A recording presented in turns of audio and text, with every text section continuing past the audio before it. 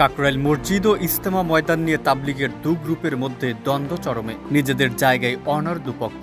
শুক্রবার কাকরাইল মসজিদে সাতপন্থীদের অবস্থানকে কেন্দ্র করে নতুন করে আশঙ্কা করা হচ্ছে বড় সংঘাতের। পাল্টাপাল্টি হুঁশিয়ারি তাবলিগের দুই গ্রুপের। কি হতে যাচ্ছে শুক্রবার?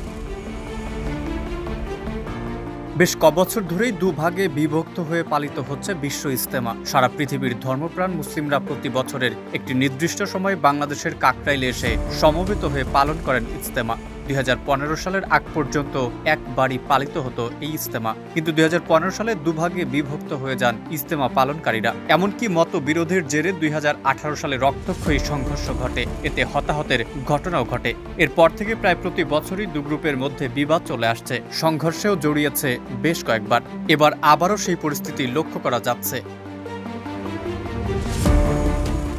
মিলিয়ন অফার ওয়ালটন ফ্রিজ কিনে পেতে পারেন 20 লক্ষ টাকা, রয়েছে কোটি কোটি টাকার নিশ্চিত উপহার। তাবলিগ জামায়াতের সাতপন্থীদের হাতে কোনোভাবেই এবার ইজতেমা ময়দান এবং কাকরাইল মসজিদের নিয়ন্ত্রণ দিতে চায় না জুবায়েরপন্থীরা। শুক্রবার থেকে সাতপন্থীদের কাকরাইল মসজিদের অবস্থানের কথা রয়েছে, তবে জুবায়েরপন্থীরা এর কঠোর বিরোধিতা করছে, ফলে সংঘর্ষের আশঙ্কা দেখা দিয়েছে। এ কারণে রমনা থানায় ও সেনা ক্যাম্পে নিরাপত্তা চেয়ে চিঠি দিয়েছেন সাতপন্থীরা। সাতপন্থী এক নেতা জানান, আগে যখন আমাদের ইজতেমা মাঠ এবং মসজিদ বন্টন করে দেওয়া হয়েছিল তখন মঙ্গলবার থেকে আইন শৃঙ্খলা বাহিনী পাহারায় থাকত।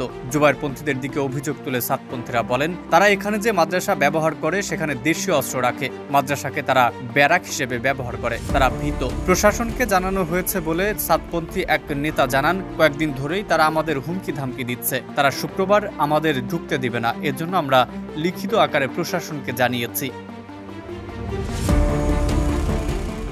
সাতপন্থীরা জুবায়েরপন্থীদের হুঁশিয়ারি দিয়ে বলেন, শুক্রবার 8টার মধ্যে যদি ঢুকতে দেওয়া না হয় তাহলে সারা পৃথিবীর তাবলিগের সাথী যারা জানমাল দিয়ে তাবলিগ করে তারা সবাই চলে আসবে। অন্যদিকে সাতপন্থীদেরকে কাকরাইল মসজিদে ঢুকতে না দেওয়ার ঘোষণা দিয়েছে জুবায়েরপন্থীরা। মঙ্গলবার জাতীয় প্রেস ক্লাবে এক সংবাদ সম্মেলনে তারা সাতপন্থীদের প্রতিহত করার কথা জানান। তারা বলেন, আগামী শুক্রবার কাকরাইল মসজিদে কোনো অনাকাঙ্ক্ষিত ঘটনা ঘটলে তার দায় সাতপন্থীদের। তারা বলেন, পতিত সরকারকে সাথে নিয়ে তারা আমাদের পাকিস্তানি বলে অভিহিত করেছে, বর্তমান সরকারকে অস্থিতিশীল করতে চায় তারা। এদিকে এবারও 2 ধাপে বিশ্ব ইজতেমা হওয়ার কথা রয়েছে, তবে কোন গ্রুপ আগে করবে সে সিদ্ধান্ত এখনো নেওয়া হয়নি। মেহেদী হাসান, ইত্তেফাক।